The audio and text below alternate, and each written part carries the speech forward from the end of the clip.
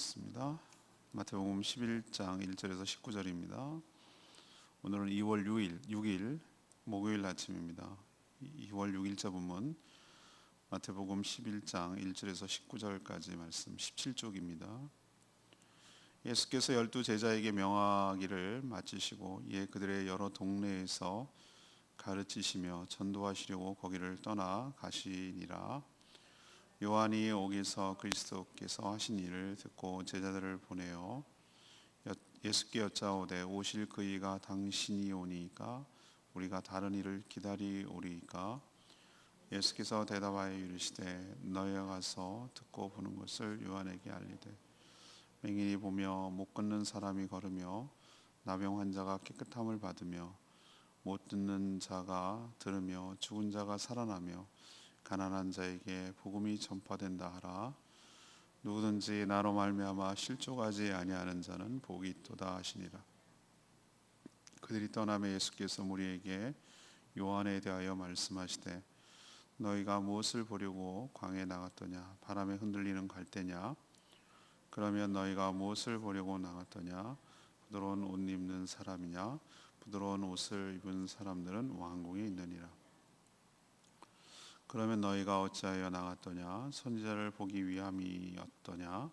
옳다. 내가 너희에게 이르노니 선지자보다 더 나은 자니라. 기록된 바 보라, 내가 내 사자를 내 앞에 보내노니 그가 내 길을 내 앞에서 준비하리라 하신 것이 이 사람에 대한 말씀이니라. 내가 진실로 너희에게 말하노니 여자가 낳은 자 중에 세례 요한보다 큰 이가 일어남이 없도다. 그러나 천국에서는 극히 작은 자라도 그보다 크니라. 세례 요한의 때부터 지금까지 천국은 침노를 당하나니 침노하는 자는 빼앗습니다. 모든 선지자와 율법이 예언한 것은 요한까지니 만일 너희가 즐겨 받을진대 오리라 한 엘리야가 곧 이 사람이니라. 귀 있는 자는 들을지어다. 이 세대를 무엇으로 비유할까? 비유하건대 아이들이 장터에 앉아 제 동물을 불러 이르되 우리가 너희를 향하여 피리를 불어도 너희가 춤추지 않고 우리가 슬피 울어도 너희가 가슴을 치지 아니하였다 함과 같도다. 요한이 와서 먹지도 않고 마시지도 아니하며 그들이 말하기를 귀신이 들렸다 하더니 인자는 와서 먹고 마시며 말하기를 보라, 먹기를 탐하고 포도주를 즐기는 사람이요 세리와 죄인의 친구로다 하니 지혜는 그 행한 일로 인하여 옳다함을 얻느니라. 아멘. 세례 요한이 오기서 제자들, 그러니까 세례 요한의 제자죠, 예수님께 보내 메시아가 맞는지 묻습니다. 예수님은 즉답 대신에 일어나는 일들에 대해서 쭉 설명하고 나열하셨습니다. 실족하지 않는 자가 복이 있다고 하셨습니다. 하지만 세례 요한은 주의 길을 예비한 마지막 선지자였습니다. 그렇지만 천국에서는 세례 요한보다 다 큰 자라고 하셨습니다. 당시 세례 요한은 미쳤다고 하고 예수님은 탐욕스럽다고 비난만 할 뿐 믿지 않는 세태를 탄식하시며 책망하시는 내용이 오늘 내용입니다. 오늘 질문은 신앙생활을 잘 하려면 어떻게 해야 할까요? 신앙생활을 잘 하려면 어떻게 해야 할까요? 이것이 오늘의 질문입니다. 먼저 1절에서 6절까지의 말씀입니다. 의심할 수는 있지만 실족하지는 말아야 한다는 것이죠. 의심할 수는 있으나 실족하지는 말아야 한다는 겁니다. 누구보다도 예수님을 기다렸고 또 소개했던 세례 요한이 지금 심히 흔들리고 있습니다. 지금 옥에 갇혔거든요. 그래서 자기 그 제자들을 예수님께 보내서 단도직입적으로 묻습니다. 메시아가 맞습니까? 이거죠. 그 3절에 있는 말씀, 오실 그이가 당신이 오니까, 이 얘기가 바로 메시아가 당신 맞습니까? 라는 뜻이에요. 오실 그이가 메시아라는 뜻이거든요. 세례 요한이 지금 세례 요한은 자신이 세례까지 주고 세례 줄 때 성삼위 하나님이 임재한 것을 경험했죠. 목격했단 말이죠. 세례를 받으신 예수님, 성령이 비둘기같이 임하시는 성령님, 하늘에서 내 사랑하는 자요 기뻐하는 자라고 소리가 들리는 그 소리의 주체가 되시는 하나님, 성삼위 하나님이 계신 것을 봐서 이분이 메시아라는 걸 누구보다도 잘 알 거란 말이죠. 그렇죠? 예, 그런데도 불구하고 의심을 하는 거예요. 의심을 해요. 그가 생각한 메시아 그 이미지, 메시아 상과 안 맞아서 그러는 거예요. 안 맞았기 때문에.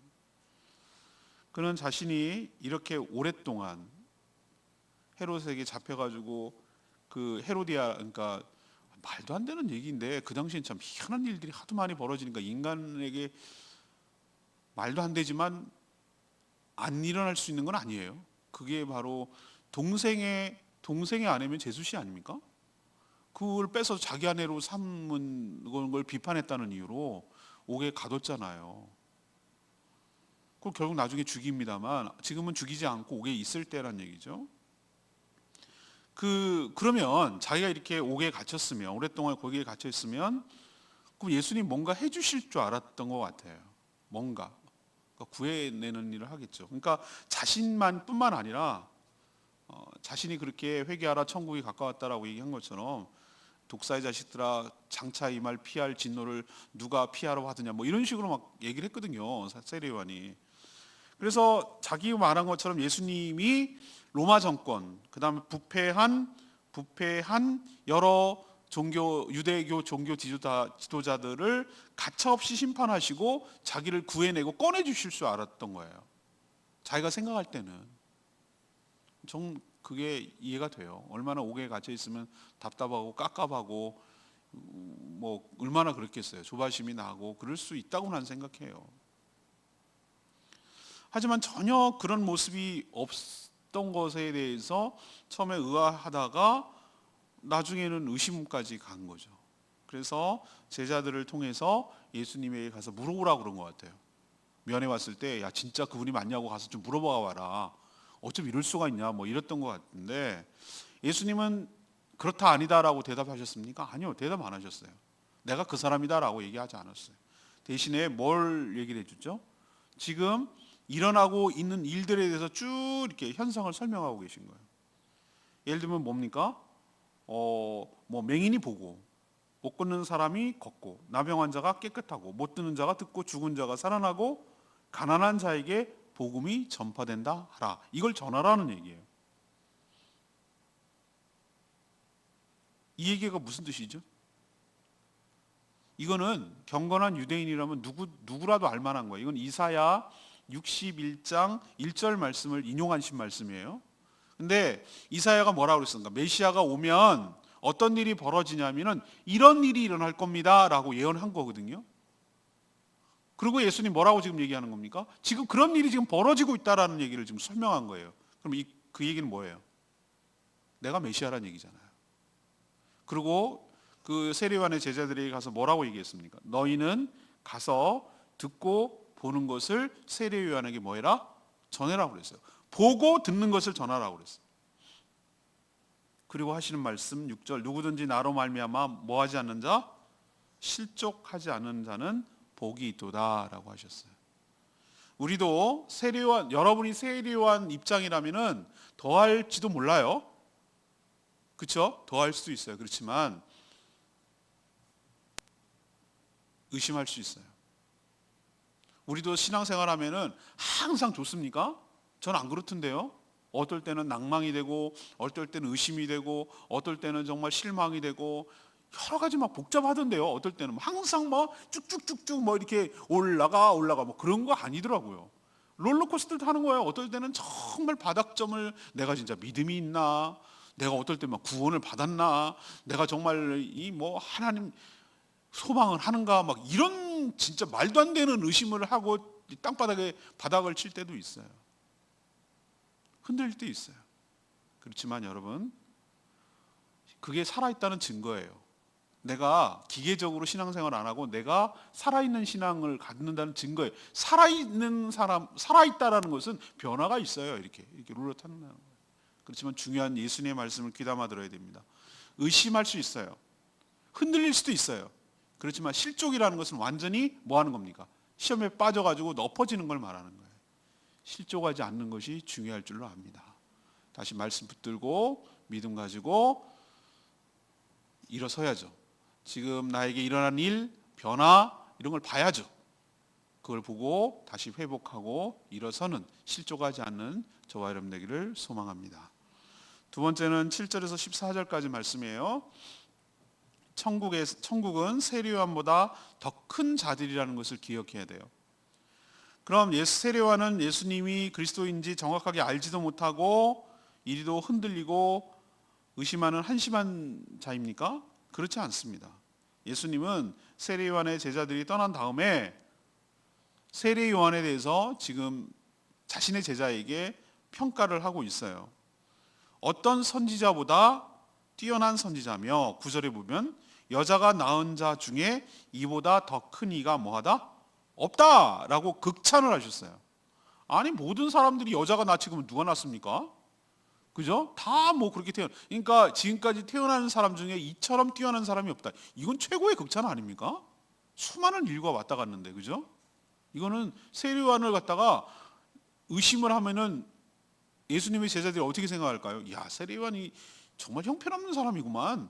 굉장히 하나님의 나라를 준비하고 뭐 그런 줄 알았더니 뭐 이렇게 의심하고 이래라고 할까봐 예수님이 그에 대해서 다시 평가를 해주고 있는 거예요. 그는 메시아보다 앞서 와서 그 얘기를 예비하고 그 얘기를 준비하는 구약의 마지막 선지자였어요. 여러분 우리 말라기도 묵상한 거 기억이 나실런지는 모르겠어요. 말라기 한 거는 기억나십니까? 했습니다. 그거 뭐 내용은 고사하고 했다는 건 적어도 기억을 해야 된단 말이죠. 했는데 말라기 3장 1절에 뭐라고 그랬냐면은 마지막 때가 되면 엘리야 같은 선지자가 올 거다. 주님 앞서서 그게 바로 예수님이 딱 정확하게 얘기해 줬잖아. 그 말라기 선지자가 예언한 그 엘리야 같은 선지자가 바로 저 세례요한이다. 그 얘기예요, 지금. 예수님이 아주 딱 정리를 해 주셨어요. 그가 내 앞길을 예비한 자라 이 말이에요. 하지만 천국에서는 그보다, 그러니까 세례요한보다 작은 자가 없다라고 하셨어요. 이렇게 극찬을 해놓고 왜 그럴까요? 예수 그리스도를 통해 누리게 될 새 언약, 신약의 수혜를 받지 못했어요. 구약의 마지막 선지자였어요. 구약과 신약은 하늘과 땅 차이예요. 그림자와 실체가 보는 거 달라요. 우리가 음식점에 가면은 이미테이션 그 뭐라 그럽니까? 그 모형. 모형도 너무 기가 막히게 만들어. 너무 잘 만든 거는 난 거기 갖다 음식을 갖다 놓은 줄 알잖아. 착각하잖아요. 물론 뭐 다 짝퉁이지만 근데 너무 그럴듯하게 만들지 않았어요? 뭐 그러니까 잘 모르는 사람, 외국인들이나 뭘 모르는 사람 이거 달라고 할 때 메뉴를 잘 못 읽는 사람 저거 달라고 할 수 있잖아요. 그리고 이거 맛있겠는데라고 사람 손님 끄는 효과가 있잖아요. 그죠? 근데 가짜예요. 그 모형과 진짜 음식이 좀 약간 모자라 보여도 그거는 먹을 수 있는 진짜란 말이에요. 그 차이 아시겠어요? 예, 구약은 이미테이션, 그림자라면 신약은 실체에 해당된다면 예수님 오시기 이후부터는 예수님 오신 다음에 예수님을 바로 보고 믿는 거란 말이에요. 그래서 천국에서는 이보다 더 큰 자라고 말하는 거예요. 천국의 실체인 예수님 오셔서 모든 억압에서 해방시켜 주시고 천국을 실현한 분이기 때문에 예수님 이후에 예수님을 믿는 자는 구약의 어떤 사람들보다 더 큰 자다. 그런 의미에서 큰 자라고 말하는 거예요. 이 놀라운 사실을 깨닫고 천국을 얻기 위해 오늘 예수님 뭐라고 했어요? 침노하는 자, 천국을 침노하는 자에게 천국이 허락된다고 하셨어요. 이 말은 노력해야 천국을 얻는다는 뜻이 아니라 예수님 믿고 순종하는 자에게 천국이 허락된다는 뜻인 줄로 압니다. 우리도 이 놀라운 은혜를 받고 세례요한보다 뛰어난 은혜를 받고 있음을 깨닫고 천국 소망 가지고 살아가게 되기를 간절히 축복합니다. 마지막 세 번째는 15절에서 19절까지 무관심을 넘어서 언행을 보고 믿어야 할 줄 압니다. 무관심을 넘어 언행을 보고 믿어야 할 줄 압니다. 예수님은 천국의 실체가 이미 왔고 천국이 시작되었다라고 말하는데도 사람들은 무관심하고 조롱하는 그 조롱으로 일관하는 그 당시 세태를 안타깝게 여기시면서 책망하셨어요. 그 비유를 들고 얘기를 하셨어요. 당시 아이들이 놀던 무슨 놀이였냐면 옛날에도 이런 놀이가 있었던 것 같아요. 결혼식 놀이, 장례식 놀이. 우리도 유치원 어린이집 가면은 애들 이런 놀이 잘합니다. 특히 결혼식 놀이는 참 좋아해요. 왜 그러냐면 어렸을 때 딱 태어나서 뭐 엄마 아빠가 가끔은 그때까지만 해도 결혼식 사진 막 꺼내놓고 벽에 뭐 결혼식 붙어 있고 엄마가 막 공주님처럼 하고 이쁘고 뭐 그렇게 하니까 딸내미 같은 경우는 그게 예뻐 보이는 거거든요. 그런 공주의 환상이 다 있잖아요, 어렸을 때는. 그런 거 있고 또 뭐 고모네 뭐 이모네 누구네 언니 뭐 엄마 친구들 결혼식 가면은 되게 멋있어 보이거든요. 물론 뭐 안 그런 애도 있지만 멋있어 보인단 말. 그래서 그 놀이를 얘네들이 자기도 그런 주인공이 되고 싶어 하는 거예요. 놀이예요, 놀이. 너가 하고 뭐 역할 분담을 해갖고 막 딴 하면서 지우 재밌게 논단 말이에요. 놀이도 쿵짝이 맞아야지. 오늘 그 얘기를 예수님이 하시는 거예요. 장례식 놀이건 결혼식 놀이건 서로 호흡이 맞고 역할 분담을 하고 쿵짝이 맞아야 흥이 나고 재미나고 실감나는 거예요. 그렇죠? 결혼식 놀이에서 피리를 불면 거기에 호응해서 그때는 피리를 불었던 것 같아요. 피리가 주요 악기였나 보죠. 하긴 뭐 간편하고 소지하기도 좋고. 그러면 거기에 뭐 춤을 춰야 되잖아요. 장례식 놀이를 하면은 이거 뭐라고 했는지 모르지만 자기네 나름대로 문화가 있었을 거니까 곡 하면은 곡 하는 신용을 해지. 우리도 뭐 아이고 뭐 이렇게 한다든지 뭐 이제 가면 따라하면 언제 오나 뭐 이러면서 쿵짝을 맞춰줘야 재미가 있잖아요.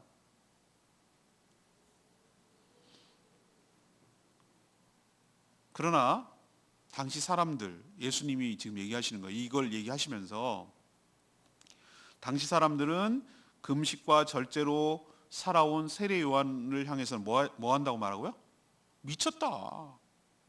이건 장례식 놀이에 해당되나 보죠. 그걸 그런 식으로 무시해버리고. 그러면 예수님 반대죠. 반대. 예수님처럼 이번엔 결혼식 얘기하는가 보죠. 결혼식 놀이 하는가 보죠. 예수님을 향해서는 뭐라고 얘기합니까? 죄인들과 어울리고 먹기를 탐하는 죄인들과 어울리는 불순한 사람이라고. 그렇게 조롱하며 비난했어. 상반된 모습이면 그러면은 아니 예수가 싫으면 세례요한이라도 맞다고 그래야 될 거 아니에요? 세례요한은 이래서 싫어. 예수는 이래서 싫어. 어느 쪽도 택하지 않고 비난만 하는 거예요. 그 얘기는 뭐가 깔려 있는 겁니까? 나만 오라. 굉장한 교만함이 깔려 있는 거예요. 예수님은 지혜는 그 행한 일로 인해 옳다함을 얻는다라고 하셨어요. 지혜는 그 행한 일로 인해서 옳다함을 얻는다고 했어요. 그런 식으로 어느 곳에도 호응하지 않고 어느 곳에도 지지 않고 어느 곳에도 얘기도 하지 않는 무관심과 조롱과 비난을 하지만 어떤 곳에서도 자극을 받지 않고 어떤 곳에서도 호응해 주지 않는 정말 마음이 강팍한 정말로 교만한 이 세태에 대해서 예수님이 지금 책망하고 계신 것이 행함이 없어.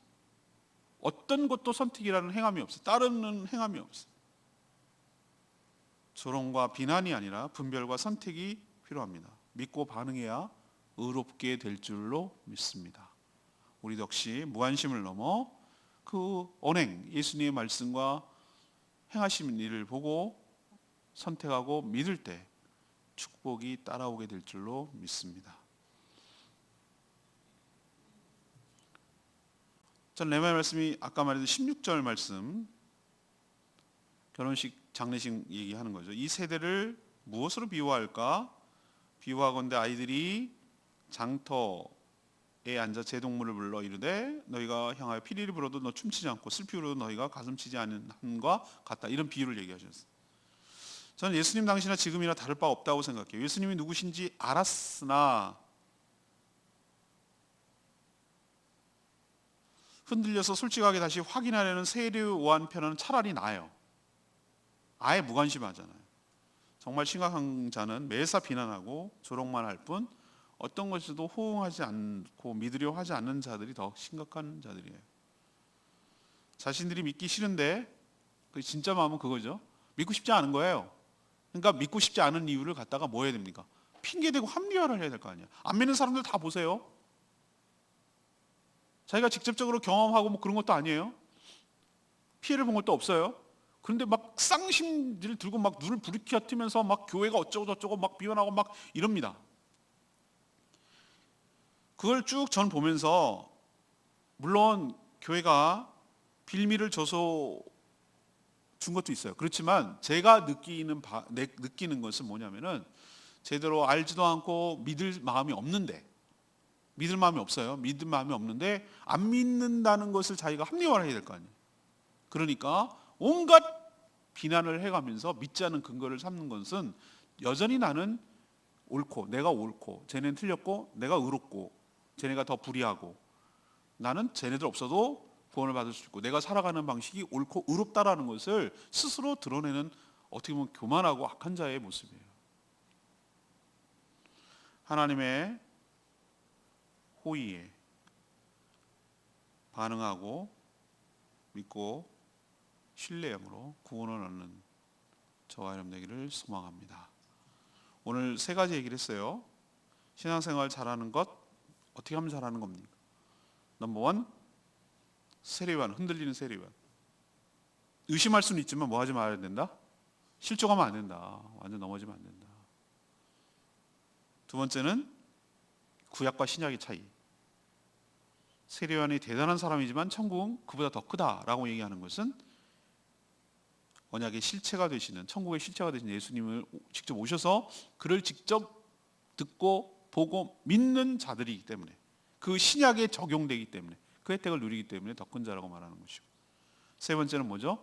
장터 놀이를 통해서 무관심을 넘어서 예수님의 말씀과 그 행함을 통하여 믿는 자가 복받는 자고 신앙생활을 잘하는 자인 줄로 믿습니다. 우리도 이렇게 살아가는 저와 여러분 되기를 소망합니다. 찬양집 549장 부르고 기도하겠습니다. 찬양집 549장 부릅니다.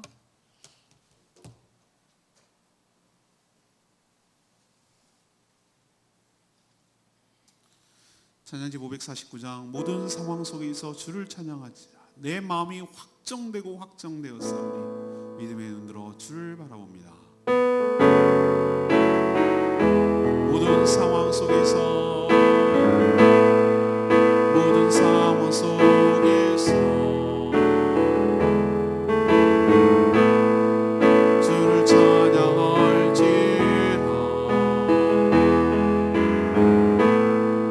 주는 너의 큰 사랑, 큰 도움이시라.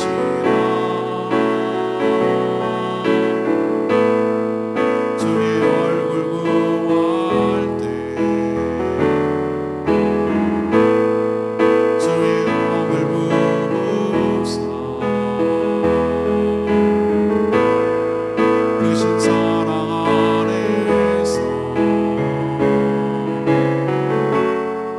주를 보게 하소서.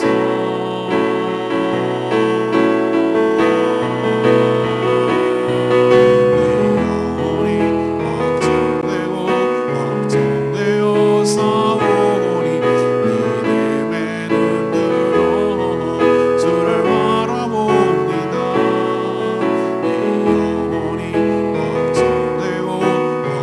내 영혼이 확정되고 확정되어 싸우니 믿음의 눈으로 주를 바라봅니다. 주를 찬양할 때, 주를 찬양할 때 주의 나라 이미 됐네. 영원한 나라 보게 하소서.